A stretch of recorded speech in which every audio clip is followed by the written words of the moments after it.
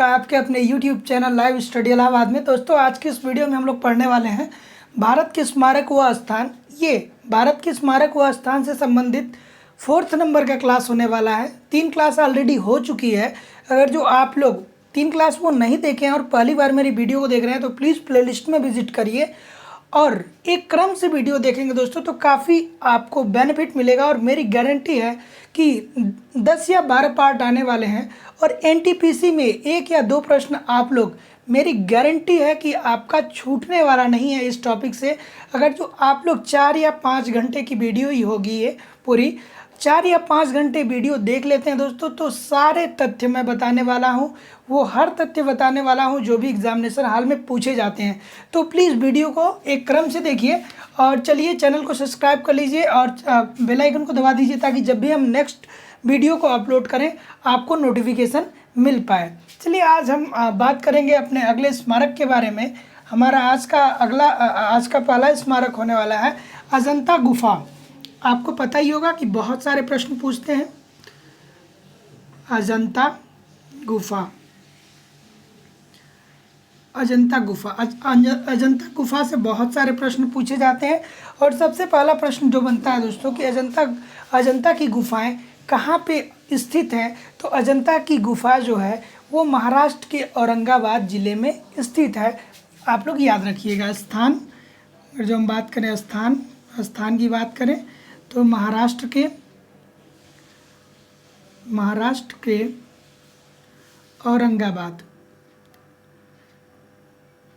औरंगाबाद में है ये अजंता की गुफा। महाराष्ट्र के औरंगाबाद में क्या है, ये गुफा है। इसमें देखिए 30 गुफाएं हैं, 30 गुफा है इसमें। याद रखिएगा, पूछ लेगा कि अजंता की गुफा में अजंता की जो गुफाएं हैं उसमें कुल मिला के कितनी गुफा है, तो 30 गुफा है। देखिए अगर जो हम बात करें दोस्तों निर्माण की, तो ये सातवाहन राजवंशों के द्वारा स्टार्ट किया गया था इसका निर्माण। सातवाहन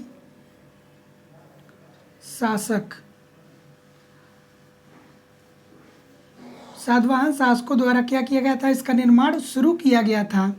लेकिन अगर जो हम बात करें कि कंप्लीट किसने करवाया था, तो कंप्लीट करवाया था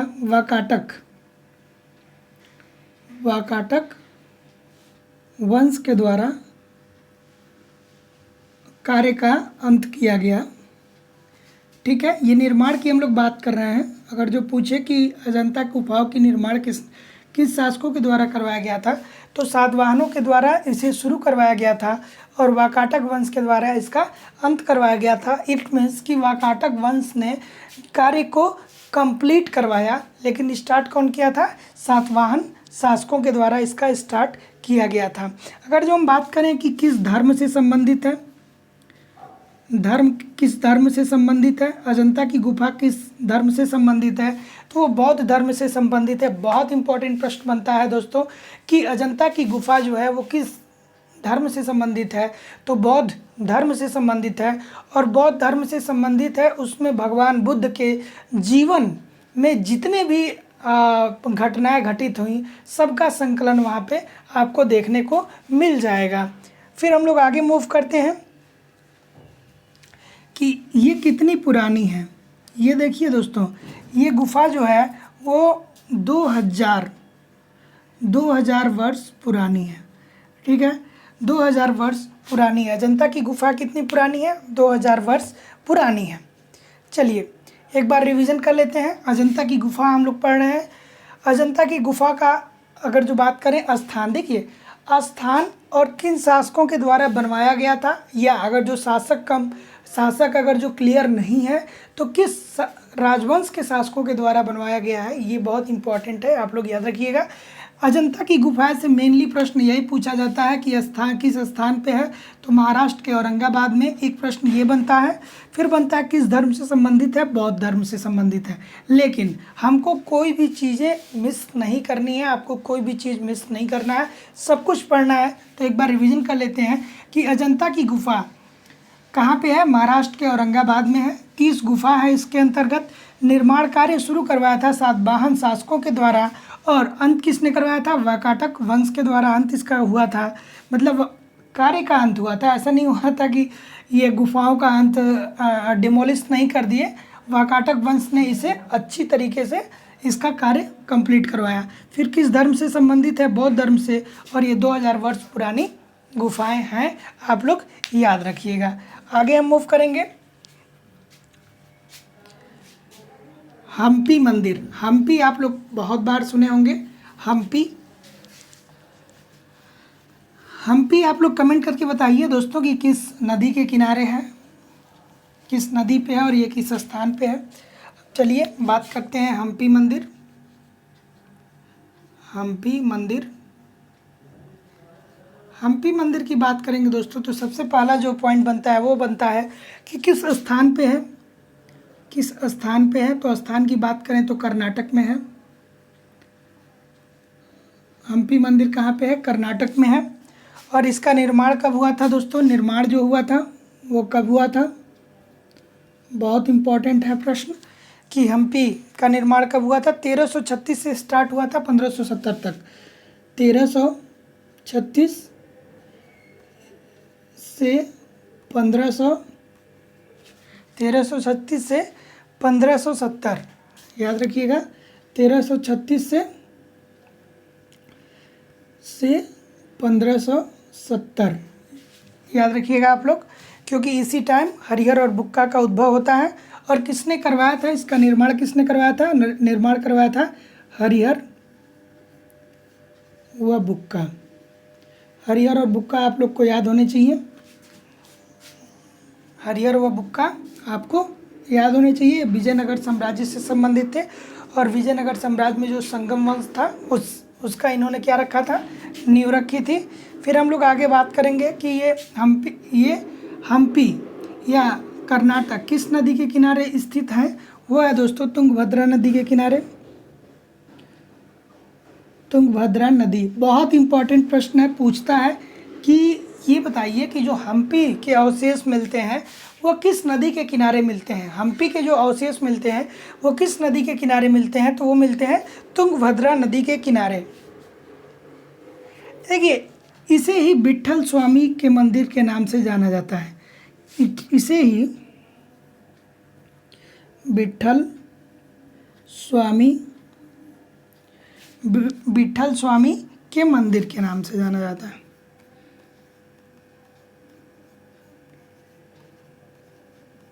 प्रश्न पूछ देगा कि विट्ठल स्वामी के मंदिर के नाम से किसे जाना जाता है, तो वो हम्पी मंदिर को ही जाना जाता है। चलिए हम्पी मंदिर को एक बार हम लोग रिवाइज करते हैं। हम्पी स्थान कहाँ है? कर्नाटक में। इसका निर्माण कब हुआ था? 1336 से लेके 1570 में। किसने करवाया था? हरिहर व बुक्का ने करवाया था। ये किस नदी के किनारे अवस्थित है? तुंगभद्रा नदी के किनारे अवस्थित है, और इसे ही विट्ठल स्वामी मंदिर के नाम से भी जाना जाता है। दोस्तों इतना नोट डाउन करिए, फिर हम लोग अब आगे मूव करेंगे। दोस्तों पढ़ना बहुत सारी चीज़ें हैं, इसलिए जल्दी जल्दी मूव करना ज़रूरी है, क्योंकि मैं ये चाहता हूँ दोस्तों कि प्रोडक्टिव क्लास हो, ऐसी क्लास हो जिसमें आपको मैक्सिमम चीज़ें दी जाएं, इधर उधर की बात ना की जाए। आप लोग अन्य प्लेटफॉर्म पे जाएंगे तो 30 मिनट की क्लास होती है, 30 मिनट इधर उधर की बातें होती हैं। तो चलिए अब हम बात करते हैं एलोरा की गुफाएं, या एलोरा की बात करें अगर जो, तो ये कहाँ पे है दोस्तों? सिंपल सी बात है, स्थान की अगर जो बात करें तो कहाँ पे है? महाराष्ट्र में है। एलोरा कहाँ है? महाराष्ट्र में है, ठीक है। उसके बाद हम कहें कि किस वंश के शासकों ने बनवाया था, तो ये बनवाया था राष्ट्रकूटों ने। राष्ट्रकूट वंश के शासकों ने इसे बनवाया था। राष्ट्रकूट वंश के शासकों के द्वारा इसे बनवाया गया था, और इसे विश्व धरोहर में शामिल किया गया है। याद रखिएगा कि विश्व धरोहर में इसे शामिल किया गया है। और देखिए, अगर जो हम बात करें कि एलोरा की गुफा किस धर्म से संबंधित है, तो धर्म की अगर जो बात करें तो दोस्तों देखिए, जैन धर्म, बौद्ध धर्म और हिंदू धर्म, ये तीनों धर्मों से संबंधित है। आप लोग याद रखिएगा, बहुत इंपॉर्टेंट है। इस इतना ही प्रश्न बनता है और कुछ नहीं बनता है। एलोरा, एलोरा कहाँ पे स्थित है दोस्तों? राजस्थान के महाराष्ट्र में है। किस वंश के शासकों ने बनवाया था? राष्ट्रकूट वंश के शासकों ने इसे बनवाया था। इसे विश्व धरोहर में शामिल किया गया है। और ये किस धर्म से संबंधित है? धर्म से संबंधित है, जैन, बौद्ध और हिंदू धर्म से संबंधित है। चलिए, इतना ही पॉइंट बनता है दोस्तों। आगे हम मूव करेंगे। अब दोस्तों, एक कमेंट और एक लाइक मुझे काफ़ी मोटिवेट कर सकता है, तो प्लीज़ एक कमेंट और एक लाइक आप लोग कर दीजिए। और हम आपको बेस्ट कंटेंट देने का प्रयास करूंगा और देता भी हूं। खजुराहो मंदिर के बारे में हम लोग अब पढ़ने वाले हैं। खजुराहो मंदिर, खजुराहो मंदिर के बारे में हम लोग पढ़ने वाले हैं। और सबसे पहला पॉइंट बनता है दोस्तों कि ये खजुराहो मंदिर कहाँ पे स्थित है? ये कहाँ है? मध्य प्रदेश में है। मध्य प्रदेश। खजुराहो मंदिर कहाँ पे है दोस्तों? ये है मध्य प्रदेश में। इम्पोर्टेंट है। फिर हम लोग बात करेंगे कि किस वंश के शासकों ने बनवाया था। तो खजुराहो मंदिर जो बनवाया था वो चंदेल वंश के शासकों ने बनवाया था। बहुत इंपॉर्टेंट है। किस वंश के शासकों ने बनवाया था? चंदेल वंश के शासकों ने बनवाया था खजुराहो मंदिर। आप लोग याद रखिएगा। और वो कौन सा शासक था चंदेल वंश का? वो कौन सा शासक था? वो था यशोवर्मन। यशोवर्मन, याद रखिएगा।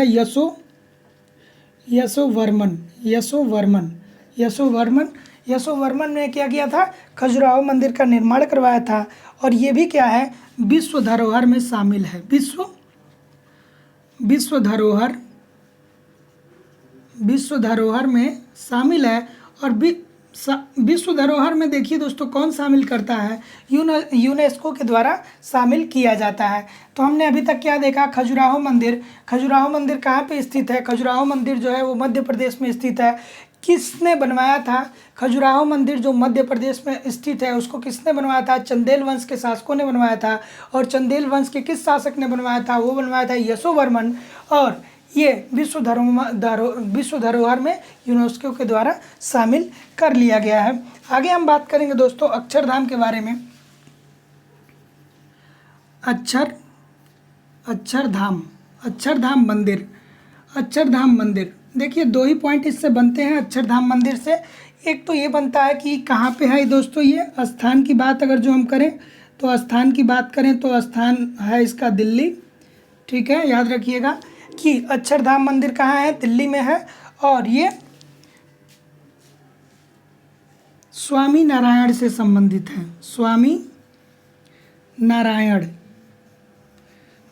नारायण से क्या है? ये संबंधित है, याद रखिएगा। तो चलिए, हम लोगों ने खजुराहो मंदिर देख लिया कि खजुराहो मंदिर मध्य प्रदेश में है, चंदेल वंश के शासकों द्वारा बनवाया गया।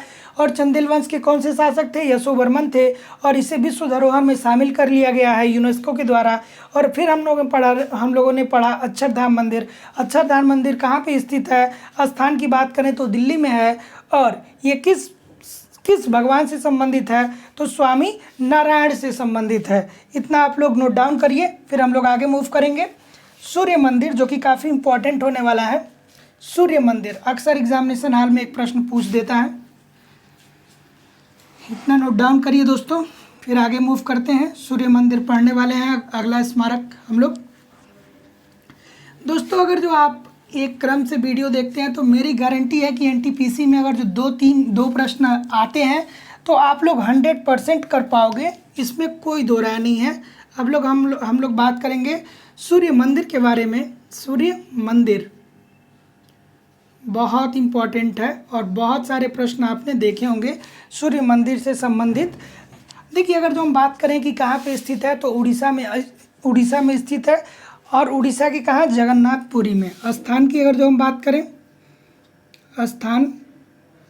स्थान उड़ीसा के कहाँ? जगन्नाथपुरी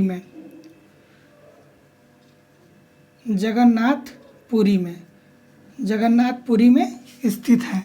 फिर हम अगर जो बात करते हैं किसने बनवाया था सूर्य मंदिर? बनवाया किसने था? सूर्य मंदिर किसने बनवाया था दोस्तों? तो नरसिंह देव ने बनवाया था।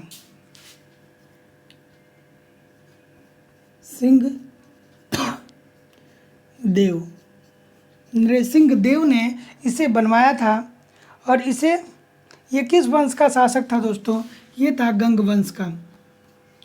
याद रखिएगा कि नरसिंह देव किस वंश का शासक था? गंग वंश का, और इसी ने सूर्य मंदिर का निर्माण करवाया था।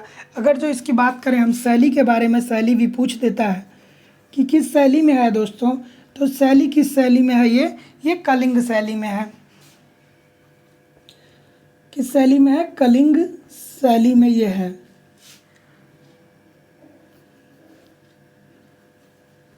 कलिंग शैली में ये है।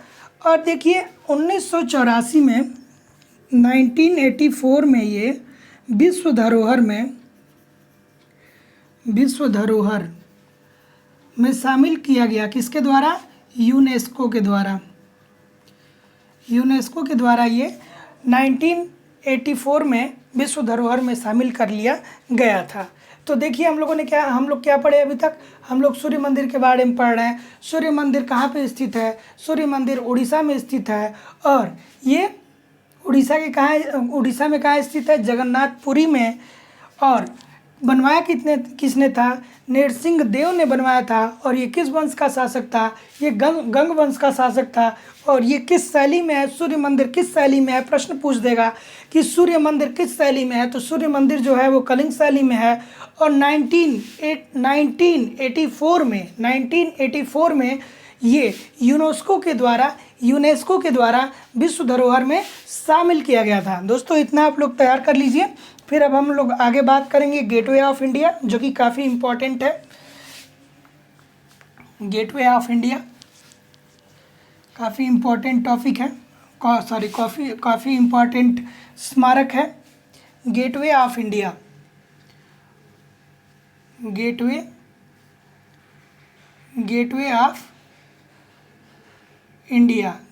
Of India. सबसे पहले आपको पता होना चाहिए कि गेटवे ऑफ इंडिया कहाँ पे है।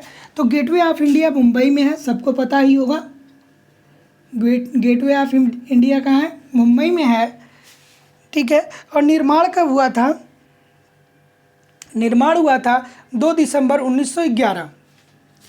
निर्माण हुआ था 2 दिसंबर 1911 में इसका निर्माण हुआ था। और अगर जो हम बात करें दोस्तों कि क्यों इसका निर्माण किया गया, ठीक है, तो दिल्ली दरबार आयोजित किया गया था। देखिए इसका निर्माण नहीं हुआ था। 2 दिसंबर 1911 ईस्वी में क्या किया गया था? दिल्ली दरबार आयोजित किया गया था। 2 दिसंबर, ये इसका निर्माण नहीं है दोस्तों। 2 दिसंबर 1911 ईस्वी में दिल्ली दरबार आयोजित हुआ था। दिल्ली दरबार। और ये दिल्ली दरबार में कौन आए थे? दिल्ली दरबार में आए थे जॉर्ज पंचम। जॉर्ज पंचम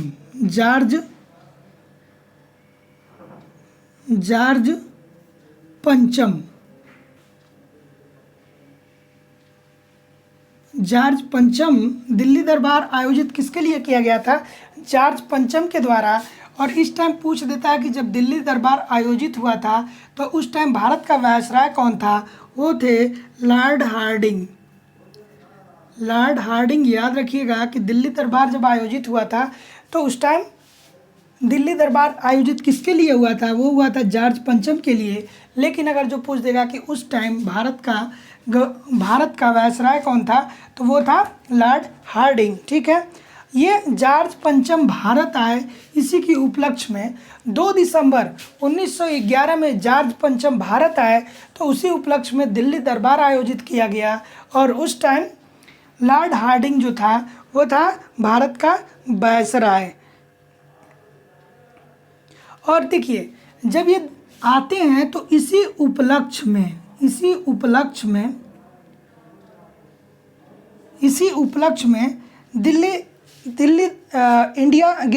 गेटवे ऑफ इंडिया का निर्माण करवाया जाता है। इसी उपलक्ष्य में गेटवे ऑफ इंडिया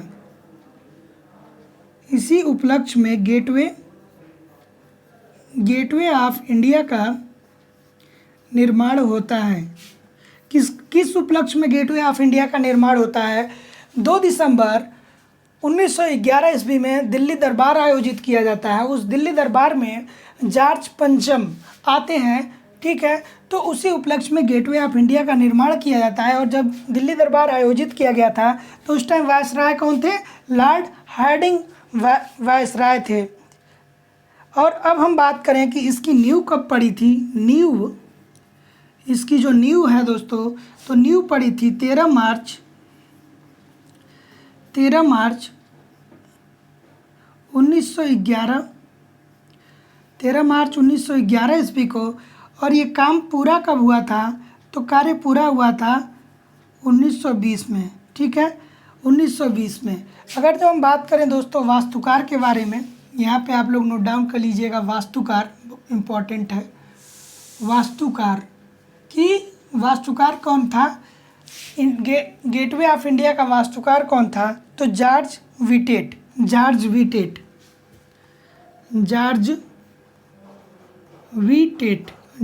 विटेट जो था वो वास्तुकार था गेटवे ऑफ इंडिया का। तो चलिए एक बार हम लोग रिवीजन करते हैं कि गेटवे ऑफ इंडिया कहाँ पे स्थित है? मुंबई में स्थित है। और होता क्या है कि 2 दिसंबर 1911 ईस्वी में दिल्ली दरबार आयोजित किया जाता है। और दिल्ली दरबार क्यों आयोजित किया जाता है? दिल्ली दरबार इसलिए आयोजित किया जाता है कि जॉर्ज पंचम भारत आते हैं। और उसी उपलक्ष्य में गेटवे ऑफ इंडिया का क्या किया जाता है? निर्माण किया जाता है। और उस टाइम भारत के वायसराय कौन थे? लॉर्ड हार्डिंग थे। और गेटवे ऑफ इंडिया की नींव कब रखी गई थी? 13 मार्च 1911 ईस्वी को। लेकिन ये बन के कब तैयार हुआ था? 1920 में। और अगर जो हम बात करें कि गेटवे ऑफ इंडिया के वास्तुकार कौन थे, तो गेटवे ऑफ इंडिया के जो वास्तुकार थे वो जॉर्ज विटेट थे, याद रखिएगा। और आज की क्लास को हम यहीं पे क्लोज करते हैं क्योंकि वीडियो काफ़ी लंबा हो जाएगा और मैं वीडियो को काफ़ी लंबा नहीं करना चाहता हूं। तो प्लीज़ दोस्तों एक कमेंट करके हमको बता दीजिए कि मैं जो पढ़ा रहा हूं वो कैसा पढ़ा रहा हूं और एग्ज़ाम के रिलेवेंट पढ़ा रहा हूं कि नहीं पढ़ा रहा हूं, ठीक है दोस्तों। आपकी एक कमेंट से मुझे मोटिवेशन मिलेगा तो मैं और भी अच्छे कंटेंट आपको प्रोवाइड करूंगा। तो प्लीज़ एक कमेंट कर दीजिए, लाइक कर दीजिए, वीडियो को अधिक से अधिक शेयर कर दीजिए, सब्सक्राइब कर दीजिए और हाँ बेल आइकन को भी दबा दीजिए ताकि जब भी मैं वीडियो अपलोड करूँ आपको नोटिफिकेशन मिल पाए। ठीक है दोस्तों, पढ़ते रहिए, आगे बढ़ते रहिए। धन्यवाद।